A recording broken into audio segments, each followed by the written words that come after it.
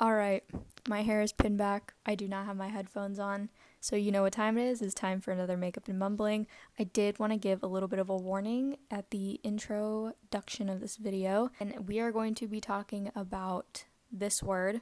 I will be referring to it as corn in my voiceover because I would like to keep it a little PG-13 at least. Not quite rated R, I'm not there yet.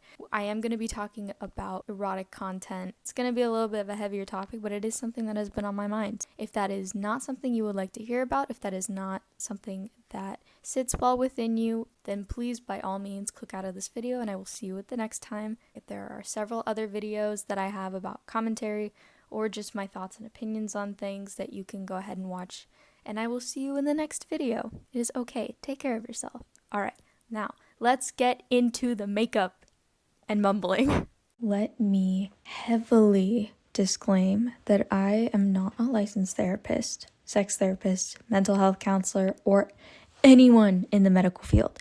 This is me making an observation and analyzing something that I've noticed and come to develop an opinion on.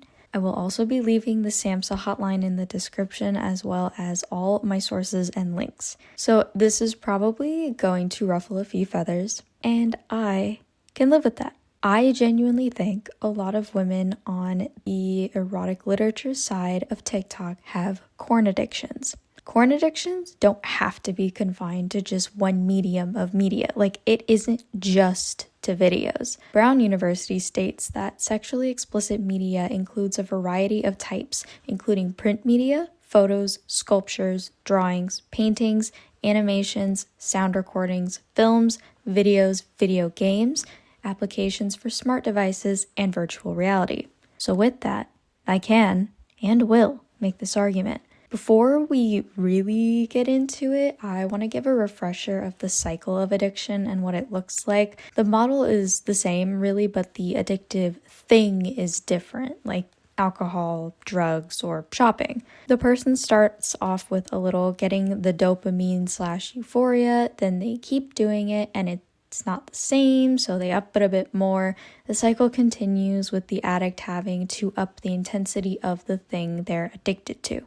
So with that, corn addictions start out relatively tamely, then eventually, and in some cases, it gets to be hardcore. Now, the Center for Healthy Sexuality states, in some cases, the addict will continue to build up a tolerance to pornography and may even seek to act out their fantasies in real life.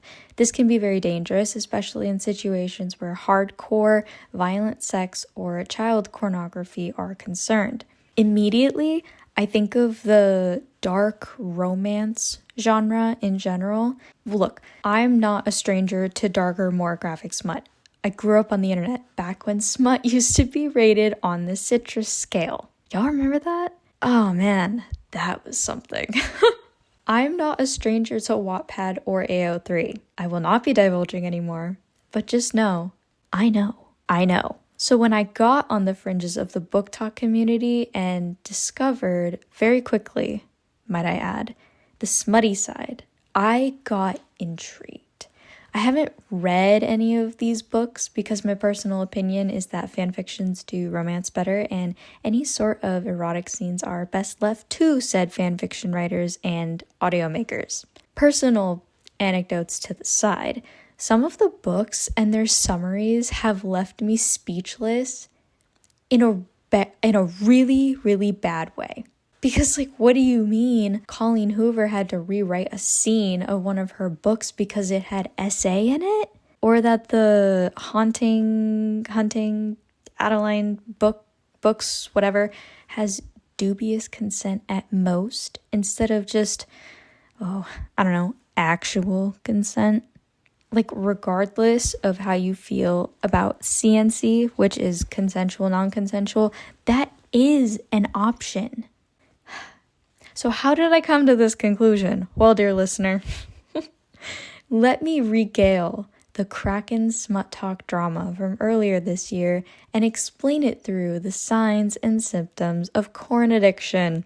The kraken, as I'm going to refer to this event as, was this whole debacle on TikTok that happened back in May, and I think it went to about July of this year, 2023, if you see this, when it isn't 2023 anymore. It went between the self-proclaimed queen of booktok, Kierra Lewis, the Seattle Krakens, Alexander or Alex Wenberg, and his wife, Felicia Wenberg. There's a lot of people who have covered the whole debacle from start to finish. I personally like Cindy of With Cindy's video on it. Link in the bio as always, as well as Swell Entertainment's video. I will have both of those linked. I'm not here to go in depth into the drama itself. I'm just here to show how insidious corn addictions are through this drama. But to give a long story some short context, it began with Kierra posting videos thirsting over Alex Wenberg, who plays center for the Krakens. I'm pretty sure he's still for the Krakens, whatever. After reading an erotic hockey romance book, the Krakens then started using their players in marketing towards the erotic literature community, inviting several creators, including Kierra, to a Krakens game and giving her merch. She made a ton of videos with highly inappropriate comments, and Felicia Wenberg, Alex's wife, publicly called out the sexualization of her husband and politely, might I add, asked people to stop. She used a comment of Kierra's and it sort of just spiraled like really badly. As far as I know, Kierra has since deleted her TikTok and I can't really find many of her videos regarding it. That's why I'm putting the other two in the link, whatever. All right, now that we've got the context for that, let's get into the signs and symptoms. Again, I'm gonna preface this and say that I'll be skipping over the physical symptoms since those are subjective rather than objective. I mean, you could argue my whole thing is subjective, which it is, but I won't comment on how people are feeling unless they say it themselves. And one more time, I am not diagnosing anyone with a corn addiction. All I'm doing is showing how I think a lot of people on SMUTtok have one through the Kraken drama. I'm gonna say this one more time. I am not diagnosing anyone with a corn addiction. I am not a licensed mental health professional. I am not a sex therapist. I am not a regular therapist. I'm just someone making an analysis and an observation. Anyways, I picked out 4 hallmark signs that I think highlight it best and the ones that I personally feel most comfortable speculating or analyzing. So the first one is anger or irritability. The addict becomes angry or irritable when they don't have access to corn. Kierra and many other commenters were angry after Felicia stepped in and said, "Hey, I don't appreciate my husband being unnecessarily sexualized while he's trying to do his job." They got incredibly upset when the Kraken's official TikTok account blocked Kierra and removed the post, taking away, quote unquote, the source, or one of them, I guess, from the audience. This effectively saw so many people saying that the Krakens would never have clout if it weren't for Kierra or booktok, despite them being a professional NHL team that gets broadcasted nationally from October to April every year.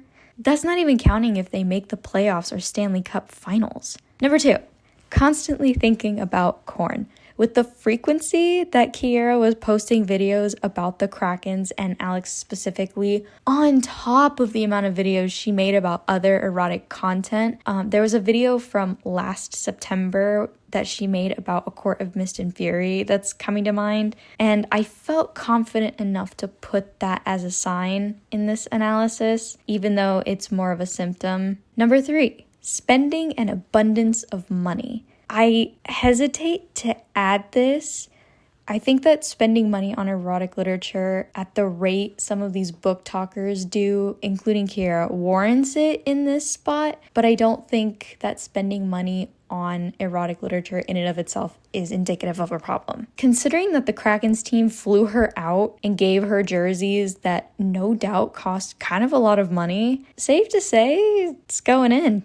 And apparently that's not the only thing people want going in. I'm sorry, I had to make one joke because I'm 12 years old and it's still funny to me. Last one is spending large amounts of time viewing, or in this case, reading corn. The hashtag SMUTtok currently has 5.5 billion views at the time of me recording this voiceover on November 19th at 12:35 a.m. I genuinely think that speaks enough for itself, and the fact of how many views Kierra got during the whole Kraken saga before the drama started, I think that says plenty. So because corn addiction isn't classified in the DSM-5, it's hard to get an exact number of how many people are actually addicted to corn, let alone really defining what a corn addiction is. Supposedly, 1 in 6 women struggle with it, according to FHE Health's infographic published January 15th of this year.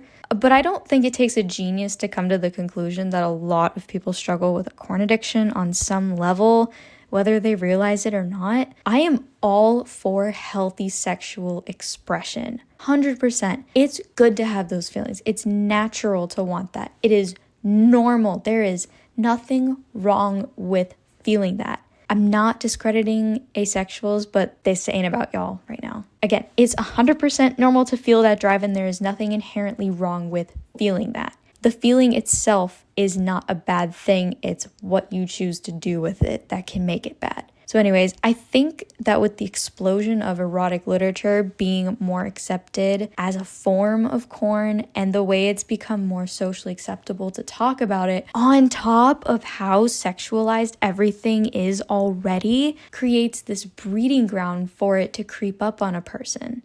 No pun intended with the whole breeding ground thing. I just realized what that sounds like. That was an accident.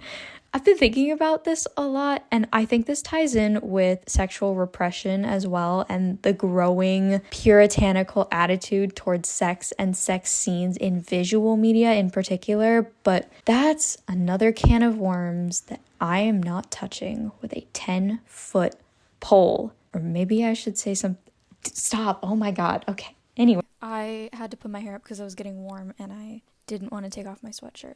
But that's the end of this video. Thank you for watching, and let me know what you guys think about this, because I think that it's going to become a problem personally. I mean, that's why I'm talking about it in the first place, but I think it is something that is very important to keep an eye on, keep track of. I think that it's a lot more insidious than we realize, and it's very easy to get swept up in it. Thank you so much for watching, and I will see you guys in the next horror video.